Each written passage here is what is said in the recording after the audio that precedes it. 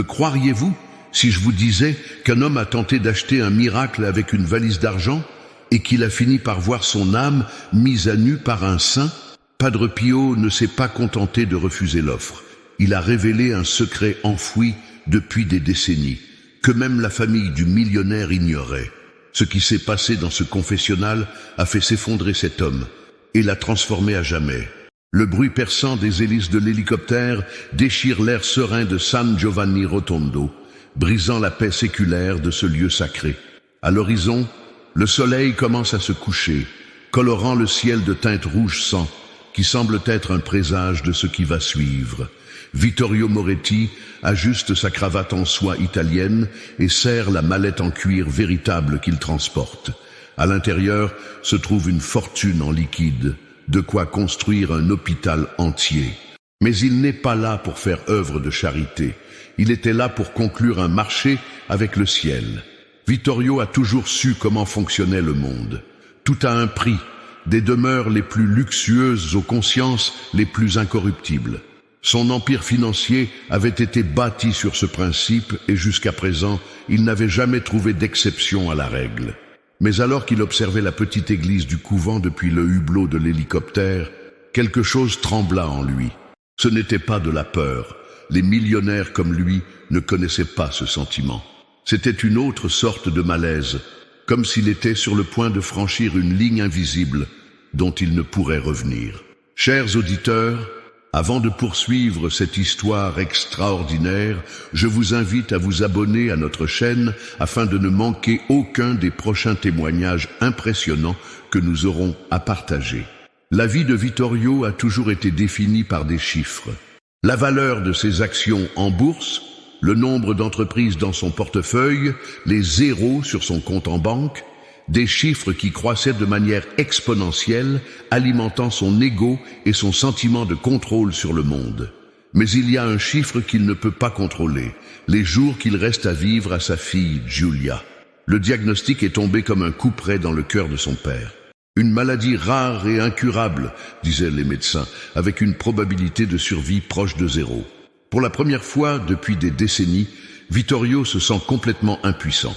Il consulte les meilleurs spécialistes du monde, offre des fortunes pour la recherche expérimentale, mais rien n'y fait. C'est alors qu'il entend parler du frère qui fait des miracles. Dans un premier temps, il rejette l'idée. Superstition, pensa-t-il. Mais au fil des jours et de l'aggravation de l'état de Giulia, l'idée lui paraît de plus en plus séduisante. Si l'on peut acheter des médecins, pourquoi pas un saint? Il s'agissait simplement de trouver le bon prix. Mais lorsque son hélicoptère se pose devant le couvent, Vittorio ne se doute pas qu'il est sur le point de découvrir qu'il y a des choses que tout l'argent du monde ne peut pas acheter. De plus, il ne se doutait pas qu'en quelques heures seulement, un secret enfoui depuis des décennies dans son passé allait être révélé, faisant remonter à la surface une vérité qu'il s'était tant efforcé d'oublier. Et toi, cher frère ou chère sœur, t'es-tu déjà demandé ce qui se passe quand un homme qui croit pouvoir tout acheter rencontre quelque chose qui n'est pas à vendre? La nuit précédant sa rencontre avec Padre Pio, Vittorio fit un rêve troublant. Il se retrouve dans un couloir sans fin, dont les murs sont couverts de miroirs qui reflètent non pas son image actuelle, mais celle qu'il avait lorsqu'il était enfant.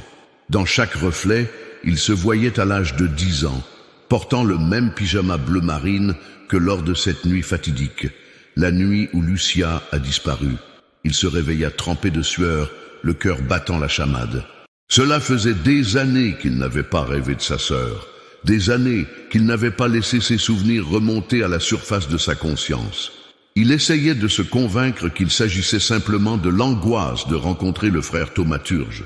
Mais quelque chose au fond de lui disait qu'il y avait plus que cela. Pendant le petit déjeuner dans son hôtel 5 étoiles, elle remarque que ses mains tremblent légèrement lorsqu'elle tient la tasse d'expresso. Les couverts en argent s'entrechoquent contre la porcelaine fine, produisant un son qui l'irrite profondément. Pour la première fois depuis des années, il se sentait vulnérable, comme si une force invisible était en train d'enlever progressivement les couches de protection qu'il avait construites autour de lui. C'est alors que son téléphone portable vibre d'un SMS. Il provenait de l'hôpital, où Giulia était détenue. État stable, mais signes vitaux fluctuants. Ces mots lui retournent l'estomac. Il doit agir vite. Le plan doit fonctionner. Ce n'était qu'une négociation de plus, se répétait-il en essayant de retrouver sa confiance habituelle. Mais alors qu'il s'apprête à partir, quelque chose d'inexplicable se produit. Toutes les lumières de la pièce s'allumèrent simultanément et, pendant un bref instant, Vittorio jura avoir entendu une voix familière l'appeler par son nom. Une voix qu'il n'avait pas entendue depuis des décennies. La voix de Lucia. L'homme d'affaires secoua la tête, essayant de dissiper cette sensation dérangeante. Des coïncidences, se dit-il. Rien que des coïncidences. Mais lorsqu'il ouvrit sa mallette pour vérifier une nouvelle fois l'argent, un vent soudain et inexplicable balaya la pièce, éparpillant quelques billets dans les airs. Pendant un instant, les billets ont semblé danser, comme s'ils essayaient de communiquer quelque chose. Alors qu'il ramassait l'argent sur le sol, une sensation glacée lui parcourut l'échine. Les billets qu'il tenait dans ses mains avaient un aspect différent, comme s'ils étaient tachés de rouge. Il cligna plusieurs fois des yeux et la couleur redevint normale. Mais le malaise demeure. Ce que Vittorio ne savait pas, c'est que ces événements apparemment sans lien entre eux n'étaient qu'un début. Quelque chose de plus grand se préparait, quelque chose qui dépassait de loin son entendement terrestre. Et cette journée, qu'il avait planifiée avec tant de minutie, allait prendre une tournure tout à fait inattendue. La marche vers le confessionnal semblait interminable. Chaque pas résonnait sur les murs anciens de l'église, comme si le bâtiment lui-même protestait contre sa présence. L'air était lourd d'encens et de quelque chose d'autre que Vittorio n'arrivait pas à identifier. Un sentiment d'oppression commença à s'installer dans sa poitrine, comme si une main invisible le pressait de l'intérieur. Les fidèles agenouillés pour prier semblaient l'éviter instinctivement, s'écartant de son chemin comme s'ils percevaient une aura sombre autour d'eux. La valise qu'il tenait à la main semblait peser des tonnes, et la sueur commençait à couler sur son front, tachant le col de sa chemise importée. C'est alors qu'il remarque quelque chose d'étrange. Toutes les bougies de l'autel se mettent à clignoter simultanément, alors qu'il n'y a pas de courant d'air. Les flammes dansaient de façon erratique, projetant sur les murs des ombres qui semblaient former des visages tourmentés. L'espace d'un instant, Vittorio jura d'y voir le visage de Lucia. Soudain, une forte odeur de rose envahit la pièce. Ce n'était pas un parfum agréable de fleurs fraîches, mais quelque chose d'étouffant, de presque putride. Certaines personnes autour de lui se mirent à tousser, à porter les mains à leur nez. Mais personne ne semblait aussi affecté que lui. Ses genoux ont commencé à faiblir et il a dû s'appuyer sur l'un des bancs de l'église. C'est alors qu'il entendit, ou crut entendre, un murmure lointain. « Vittorio, pourquoi ne m'as-tu pas aidé ?» La voix était enfantine, effrayée, comme celle de Lucia la nuit dernière. L'homme d'affaires sentit son cœur s'emballer. Les murs de l'église semblaient se refermer sur lui et l'air se faisait de plus en plus rare. Il tenta de se ressaisir, ajustant sa cravate avec des doigts tremblants. Ce n'était que son imagination qui lui jouait des tours. Essaya-t-il de se convaincre? Il était là pour faire des affaires, rien de plus. Mais lorsqu'il atteignit enfin la porte du confessionnal, quelque chose d'encore plus troublant se produisit. La mallette qu'il tenait dans sa main a commencé à chauffer, comme si l'argent qu'elle contenait était en feu. Il essaya de la dégager, mais ses doigts semblaient collés au cuir. Et puis, à travers la grille du confessionnal, il a rencontré le regard de Padre Pio. Le regard du frère traversa Vittorio comme une lame tranchante, le dépouillant de toutes ses défenses. Ce n'étaient pas les yeux d'un homme ordinaire, ils avaient une profondeur surnaturelle, comme s'il pouvait voir non seulement son présent, mais tout son passé, chaque secret soigneusement enfoui. La température dans le confessionnal a commencé à fluctuer violemment. Un instant, elle était aussi froide qu'un congélateur. L'instant d'après, elle était aussi chaude qu'un four.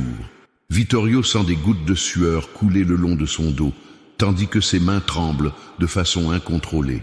C'est alors qu'il commença à entendre des chuchotements. Il ne venait pas de Padre Pio, qui restait silencieux, se contentant de l'observer. C'étaient des voix qui semblaient sortir des murs même du confessionnal, murmurant des mots dans une langue qu'il ne comprenait pas, mais qui faisait frissonner tout son corps. La mallette qu'il tenait entre les mains se mit à palpiter, comme si elle était animée d'une vie propre. L'argent qu'elle contenait semblait se tortiller et une odeur de pourriture commençait à s'en dégager. Vittorio essaya de l'ouvrir, mais la serrure était bloquée. En regardant de plus près, il vit que le métal fondait, suintant entre ses doigts comme du mercure liquide. Les ombres du confessionnal se mirent à bouger de façon anormale, glissant le long des murs comme des serpents noirs. Au milieu d'elles, Vittorio commença à avoir des flashs de souvenirs qu'il avait refoulés. Le visage effrayé de Lucia cette dernière nuit, ses cris étouffés, le bruit de pas qui s'éloignaient dans l'obscurité. L'air devient de plus en plus épais, comme s'il respirait du sirop. Ses jambes commencent à faiblir et il sent un goût métallique dans sa bouche. Lorsqu'il essaya de parler, sa voix ne fut qu'un cri rauque. « Père, je... » Mais avant qu'il ne puisse continuer, quelque chose d'encore plus terrible se produisit. Dans le silence sépulcral du confessionnal, il commença à entendre un son qu'il avait hanté dans ses cauchemars pendant des décennies, le cri grave d'une petite fille, entrecoupé de sanglots désespérés. Le cri de Lucia. Le confessionnal semblait être devenu une chambre de torture psychologique. Chaque seconde qui passe est une éternité de confrontation avec ses démons intérieurs. Les murs de bois semblaient respirer, se dilatant et se contractant comme un organisme vivant, tandis que l'odeur de sainteté qui imprégnait normalement l'endroit était remplacée par une odeur âcre de culpabilité et de peur. Vittorio tente de se concentrer sur son objectif initial, négocier la guérison de Giulia, mais ses défenses sont complètement détruites.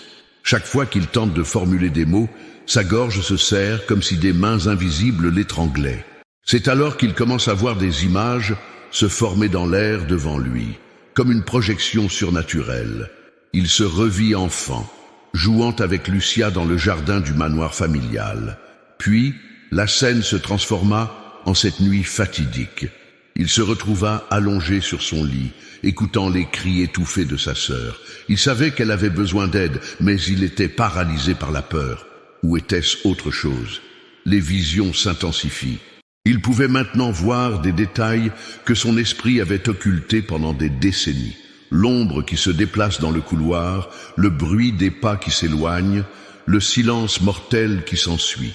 Et puis, la décision consciente qu'il a prise de garder le silence, de ne jamais dire à personne ce qu'il savait.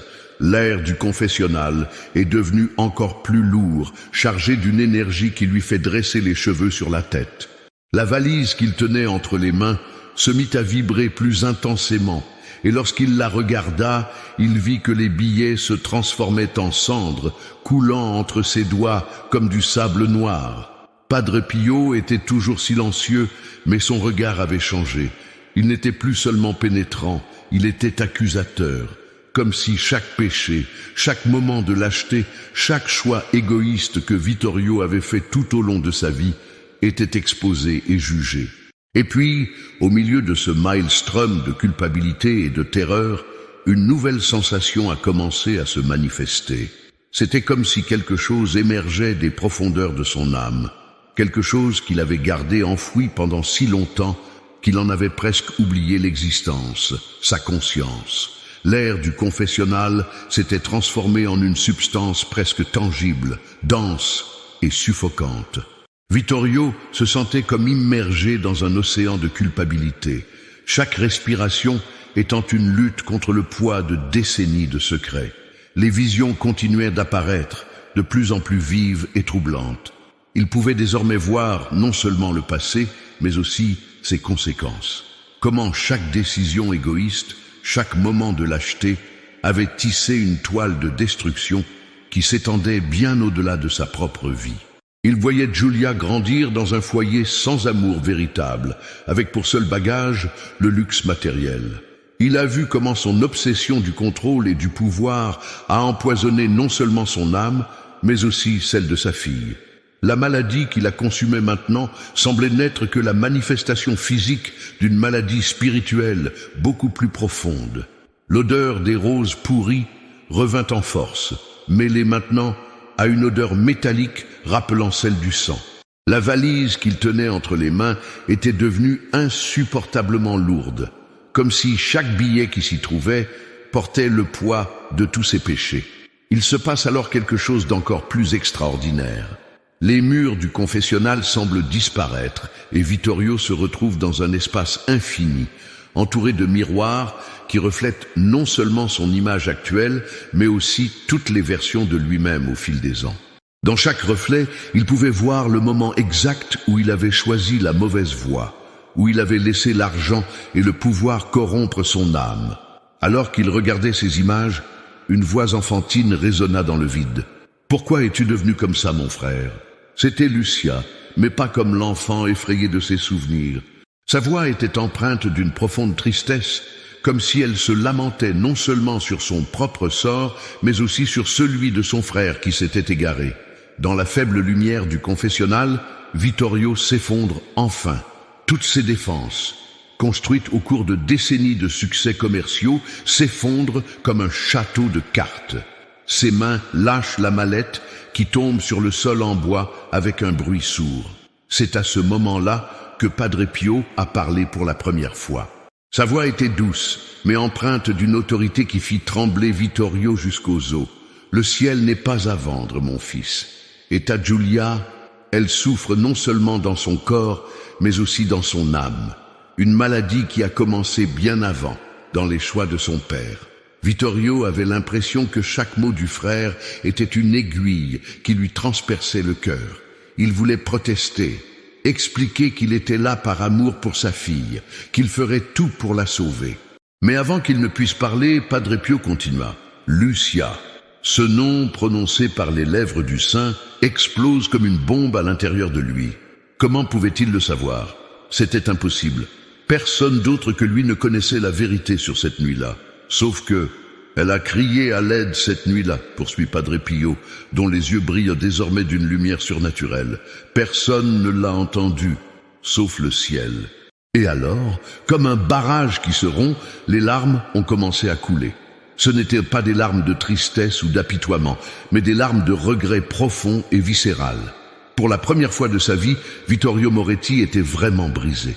C'est dans ce moment de vulnérabilité absolue qu'il commence à sentir quelque chose de différent dans l'air.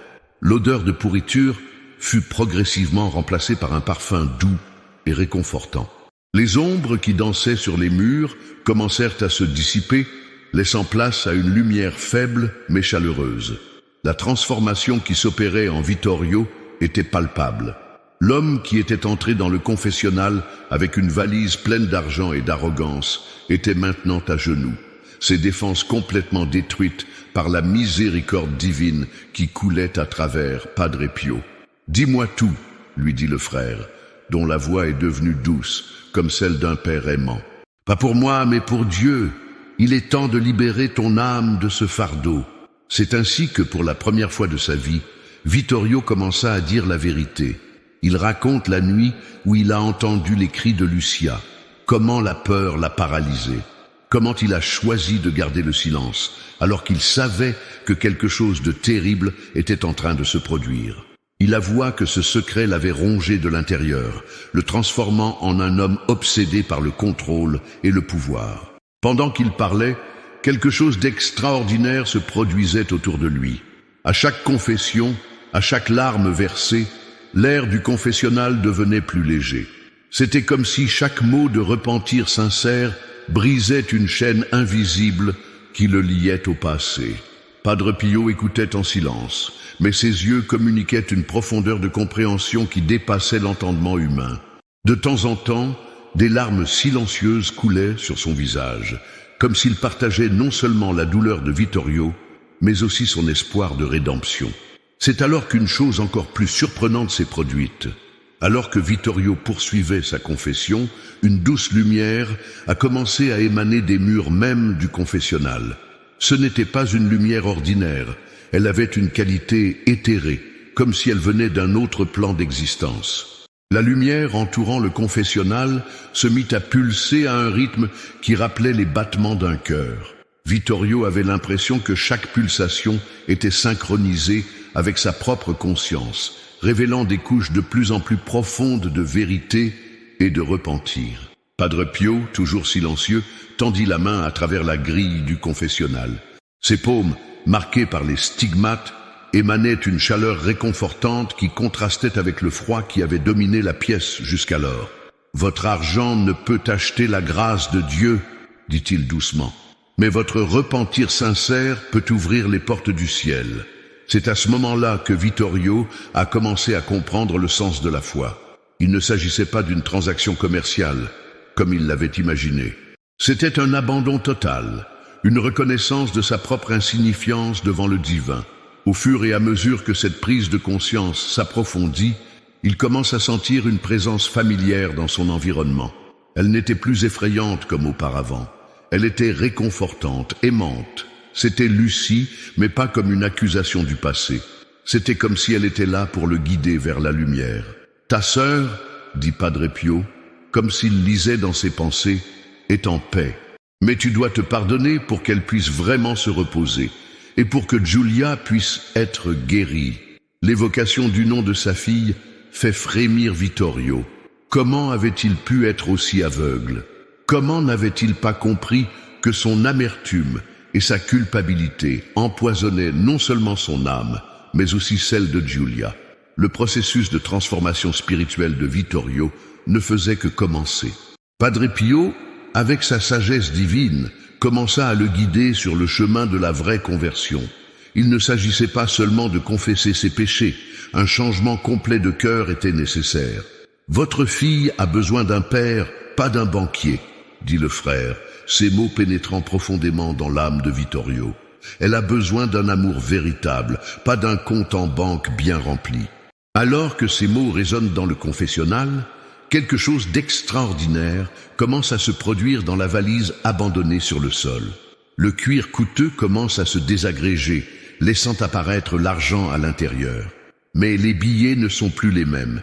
Ils semblent avoir perdu toute leur importance, comme des feuilles sèches dans le vent d'automne. Vittorio regarde, fasciné, toute sa richesse matérielle se dissoudre littéralement sous ses yeux.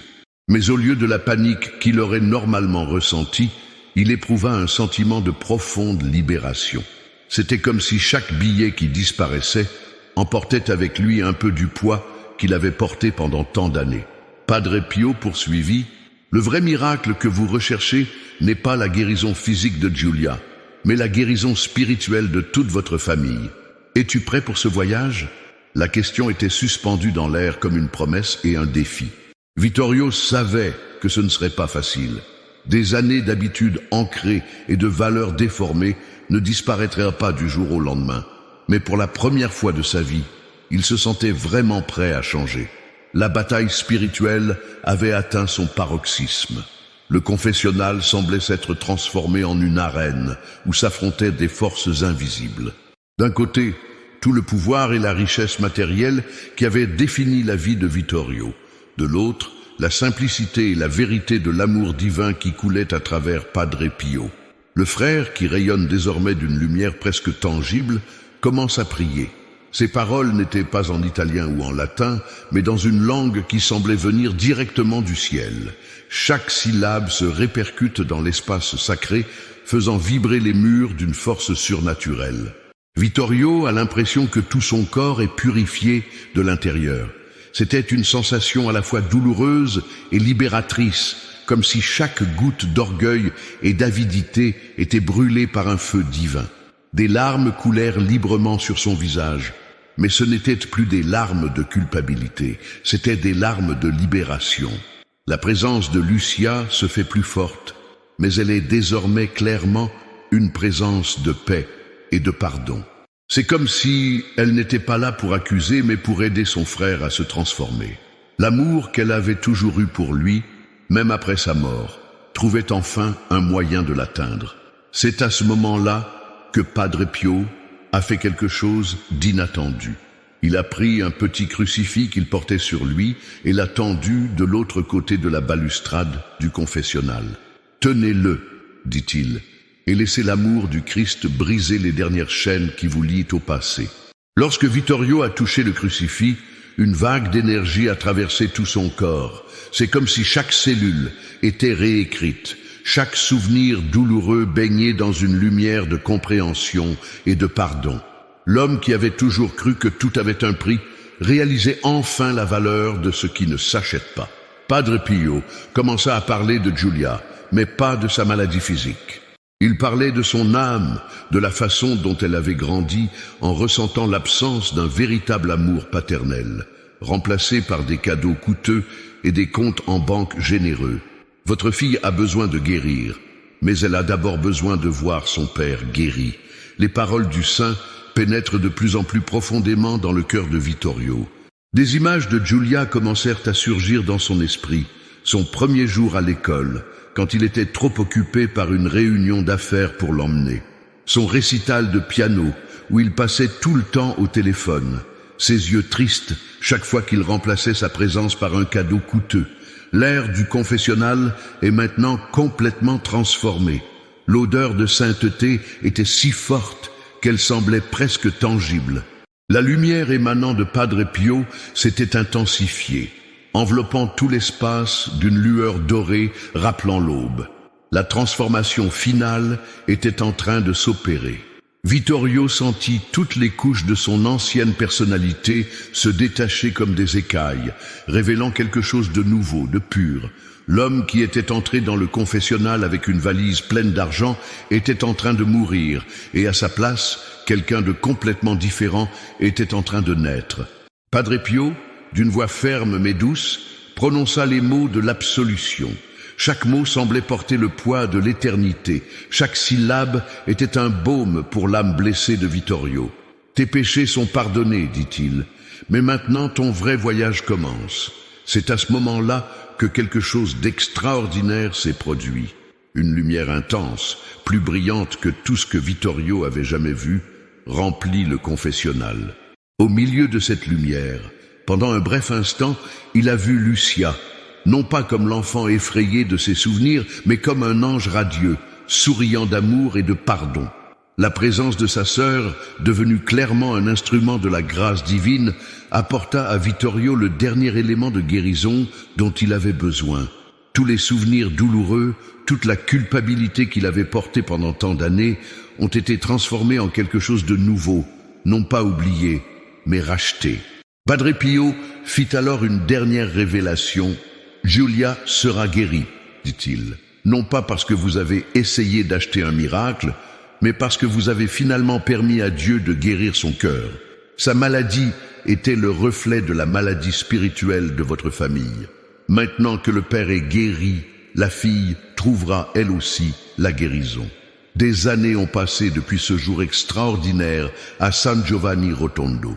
Vittorio Moretti, autrefois connu uniquement comme un magnat des affaires impitoyables, est devenu un autre homme. Sa transformation n'était pas seulement spirituelle, elle était aussi un changement complet dans sa façon de voir et de vivre la vie. Giulia, comme l'avait promis Padre Pio, a été guérie. Les médecins ne pouvaient expliquer son rétablissement soudain, mais Vittorio savait exactement ce qui s'était passé. La guérison de sa fille s'accompagnait de la guérison de toute la famille. Une transformation qui avait commencé dans ce confessionnal et qui se poursuit encore aujourd'hui. La valise pleine d'argent qu'il avait emportée pour tenter d'acheter un miracle, il l'a entièrement donnée à l'hôpital du couvent, non pas pour acheter des faveurs divines, mais comme un geste de gratitude et un premier pas dans sa nouvelle vie. Dès lors, sa richesse est devenue un instrument pour aider les autres et non plus une source de pouvoir et de contrôle. Mais c'est dans sa relation avec Giulia que le changement est le plus important. Le temps qu'il consacrait auparavant exclusivement aux affaires est désormais partagé avec sa fille. Ensemble, ils ont construit une relation basée sur l'amour véritable et non sur les possessions matérielles. Vittorio a appris que le plus grand miracle n'était pas la guérison physique de Giulia, mais la transformation spirituelle qui lui a permis de devenir enfin le père dont sa fille avait toujours eu besoin. La mémoire de Lucia a également trouvé sa place dans sa vie. Ce n'est plus un secret douloureux enfoui dans sa conscience, mais une présence aimante qui l'aide à rester sur le chemin de la foi. Dans son manoir, autrefois décoré uniquement de symboles de statut et de richesse, il y a maintenant un petit autel avec une photo de sa sœur, où il passe souvent du temps à prier, remerciant pour la grâce qu'il a reçue et demandant la force de continuer sur son chemin de transformation. La rencontre avec Padre Pio a enseigné à Vittorio la leçon la plus précieuse de sa vie. Les vrais miracles ne s'achètent pas. Ce sont des dons divins qui exigent de l'humilité, un repentir sincère et la volonté de changer complètement. L'histoire de Vittorio témoigne avec force que, dans les mains de Dieu, même le cœur le plus endurci par le pouvoir et l'argent peut être transformé en un instrument d'amour et de compassion. Aujourd'hui, lorsque les gens interrogent Vittorio sur le jour où il a essayé d'acheter un miracle à Padre Pio, il sourit sereinement et répond « J'ai cherché un remède pour ma fille, mais Dieu, dans son infinie sagesse, a d'abord guéri le père, et cela a été le plus grand des miracles.